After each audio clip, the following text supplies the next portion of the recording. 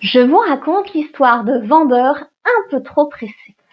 En août 2019, monsieur et madame A concluent avec monsieur et madame B une promesse de vente de leur maison située dans la région de Montpellier au prix de 238 000 €.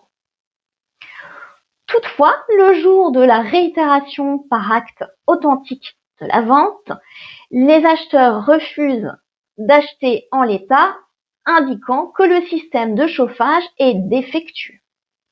Un accord est alors trouvé. Les vendeurs s'engagent à réaliser les travaux de réparation et permettent aux acheteurs d'entrer immédiatement en jouissance de la maison. Et les vendeurs, parce qu'il n'y a pas de petites économies, procèdent immédiatement à la résiliation de leur contrat d'assurance habitation. Le 9 novembre 2019, malheureusement pour eux, un incendie survient dans la maison. Et la maison est quasiment totalement détruite. Il y en a pour plus de 250 000 € de frais de remise en état de la maison. Les vendeurs tentent alors de s'en prendre aux acheteurs et à l'assurance habitation de ceux-ci pour obtenir indemnisation. Toutefois, ils sont déboutés à la fois par le tribunal et par la cour d'appel de leur demande. Sur le fondement de l'article 1242 du Code civil, la cour d'appel considère que certes, les acheteurs avaient la garde de la maison, mais qu'ils n'ont commis aucune faute génératrice de responsabilité. En effet, les rapports d'expertise amiable avaient conclu que le sinistre était dû à des travaux réalisés par les vendeurs qui avaient eux-mêmes réalisé une isolation de la maison avec de la ouate de cellulose.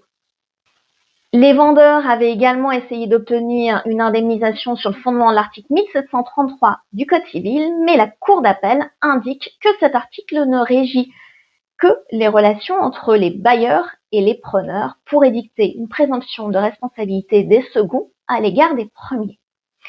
Mécontents, eu égard à l'enjeu colossal du dossier, les vendeurs forment un pourvoi cassation.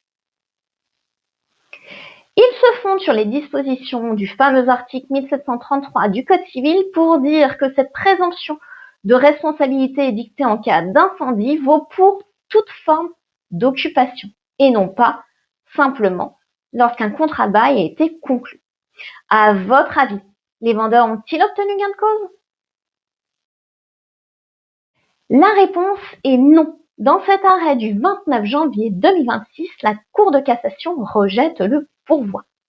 L'article 1733 du Code civil édicte une présomption de responsabilité de plein droit uniquement dans le cadre d'un contrat de bail, ce qui n'était pas le cas ici. Les vendeurs ne pourront donc pas être indemnisés.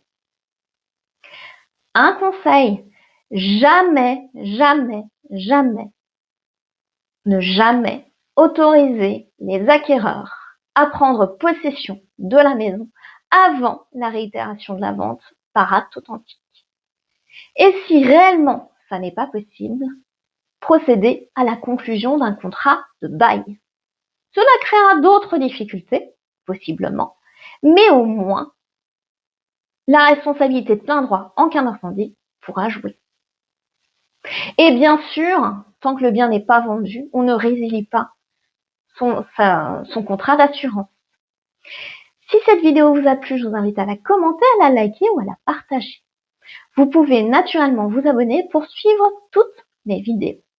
Quant à moi, je vous dis à la semaine prochaine pour une toute autre thématique.